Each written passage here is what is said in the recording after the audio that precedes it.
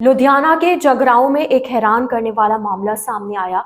एक ही परिवार के 7 लोगों में रेबिस के लक्षण दिखने लगे तो वो फटाफट सिविल अस्पताल जगरांव पहुंचे। डॉक्टरों ने उनकी हालत गंभीर देखते हुए सीधे पीजीआई चंडीगढ़ भेज दिया। जानकारी के अनुसार परिवार के किसी सदस्य को 1 साल पहले कुत्ते ने काटा था और तब उन्होंने एंटी रेबिस इंजेक्शन नहीं लगवाया। काटने के घाव मिटे तो किसी ने ध्यान नहीं दिया। कुछ दिन से पूरे परिवार में रेबिस के लक्षण दिखने लगे। परिवार के 7 सदस्यों में रेबिस के लक्षण पाए गए। सिविल अस्पताल जगरांव की एसएमओ डॉक्टर गुरविंदर कौर ने मामले की पुष्टि की। उन्होंने बताया कि 7 के 7 लोग सिविल अस्पताल आए और उनकी हालत गंभीर देखते हुए उन्हें तुरंत पीजीआई भेज दिया ताकि वहां पर उन्हें इलाज मिल सके। जानकारी के अनुसार जिस परिवार में रेबिस के लक्षण पाए गए वो जगरांव के शेरपुरा चौक के पास रहते हैं। परिवार का मुखिया एक फैक्ट्री में काम करता है। उसमें उसकी पत्नी व 3 बच्चों के अलावा उसकी साली के 2 बच्चों में भी ये लक्षण पाए गए। साली के बच्चे भी 1 साल से उसके साथ ही रह रहे। डॉक्टर गुरविंदर कौर का कहना है कि परिवार के किसी सदस्य को 1 साल पहले कुत्ते ने काटा था। उसके बाद उन्होंने टीका ही नहीं लगवाया। जिसे काटा था पहले उसमें रेबिस बढ़ता गया और उससे ही अन्य सदस्यों में संक्रमित हुआ है। उन्होंने आगे कहा कि रेबिस है या नहीं इसकी पुष्टि टेस्ट के बाद होगी, लेकिन लक्षण रेबिस के ही है।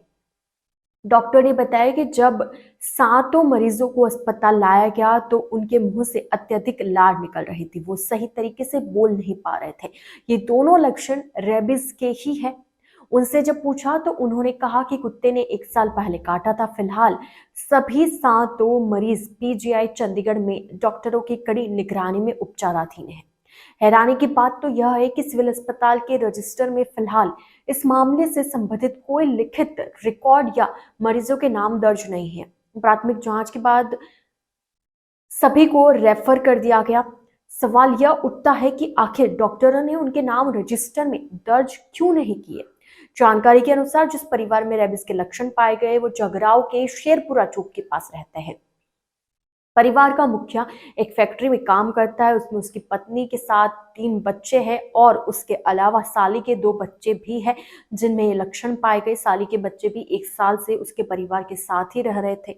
डॉक्टर गुरविंदर कौर का कहना है कि परिवार के किसी सदस्य को 1 साल पहले कुत्ते ने काटा था। उसके बाद उन्होंने टीका ही नहीं लगवाया। जिसे काटा था पहले उसमें रेबिस बढ़ता गया और उससे ही अन्य सदस्यों में संक्रमित हुआ होगा। उन्होंने कहा कि रेबिस है या नहीं इसकी पुष्टि टेस्ट के बाद ही पूरी तरीके से हो पाएगी, लेकिन जो लक्षण पाए गए हैं वो पूरे रेबिस के ही है। डॉक्टर ने बताया कि जब 7 मरीजों को अस्पताल में लाया गया तो उनके मुंह से अत्यधिक लार निकल रही थी। वो सही तरीके से बोल भी नहीं पा रहे थे। ये दोनों लक्षण रेबिस के ही है।